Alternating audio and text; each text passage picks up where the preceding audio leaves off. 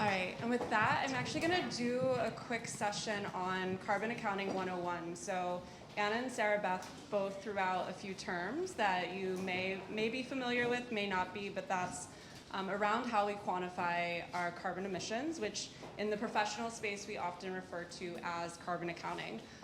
So show of hands, who here knows if your company that you work for has done their carbon footprint and put it out there in a report? Are any of you working for companies that have done your carbon footprint? What about have any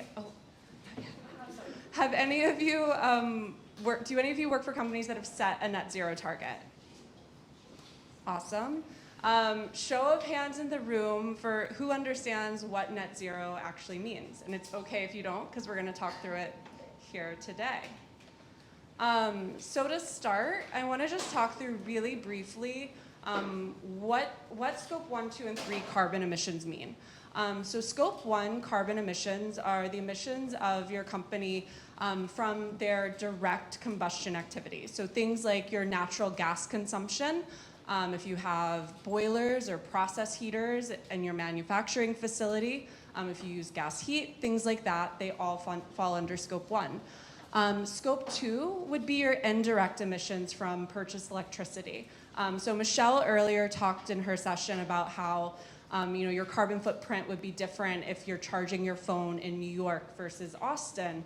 And that's really related to the emissions associated with the grid region that you are in. So as a company, when you calculate your Scope 2 emissions, you're calculating the emissions from the electricity that you're purchasing and consuming. And then Scope 3 is everything else. There's a reason Scope 3 is complicated. It's where everything except those direct emissions and electricity emissions fall into. So it's things like corporate travel or your entire supply chain and value chain. So that includes upstream and downstream things like logistics, as well as ingredient sourcing if you're making a product. So those are all of the things that could fall under your emissions from a carbon accounting perspective. And then from there, how do you actually reduce your emissions to get to zero, right? So at its very core, net zero is kind of just a math equation where you have your emissions and then you have your reductions and you're trying to balance out that math to reach to zero. So there's a lot of ways you can do that, right? So there's direct reductions. Maybe you're implementing an energy efficiency project, or maybe you've switched out all of the lighting at your office space to be LED. The direct reductions can take planning. Maybe it requires a capital project, and you can't get to zero with just direct reductions. So that's where carbon credits come into play to offset your emissions. So that's something actually that later in today's session, we have a panel on to help really give you kind of a 101 behind carbon credits. But basically they're a tool to reduce your emissions through avoidance credits or removals by offsetting and balancing out your emissions. And then another tool for reductions would be renewable energy certificates. So in that case, one certificate would equal 1 megawatt hours of renewable energy. So RECs are really specifically a tool for your Scope 2 emissions. And the goal really is to get it balanced out to zero. But I just want to really emphasize the importance of making progress and reducing, even if you can't get to zero today. Maybe you don't have the tools or the budget to get all the way to zero, but you still want to make progress. So I think we're setting targets, we're chasing after zero, but it's also really awesome to reduce by 20% or 50%. And all of those interim milestones should be celebrated also.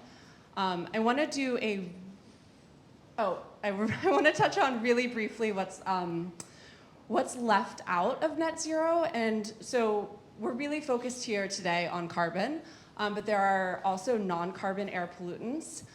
There's water, there's solid waste. All of those things are left out of net zero. When we're talking about net zero, we are purely talking about carbon. I'm going to skip the case study because we are really tight on time. And I just want to talk a little more and show the visual about the emission sources that would fall under your carbon accounting before I actually bring up to the stage two other carbon accounting professionals in the ESG space to really dig into the nuances of this math.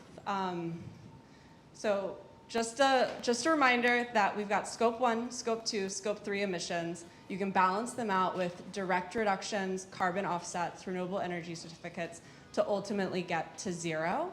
And with that, can I invite to the stage Alyssa Raid with Sustain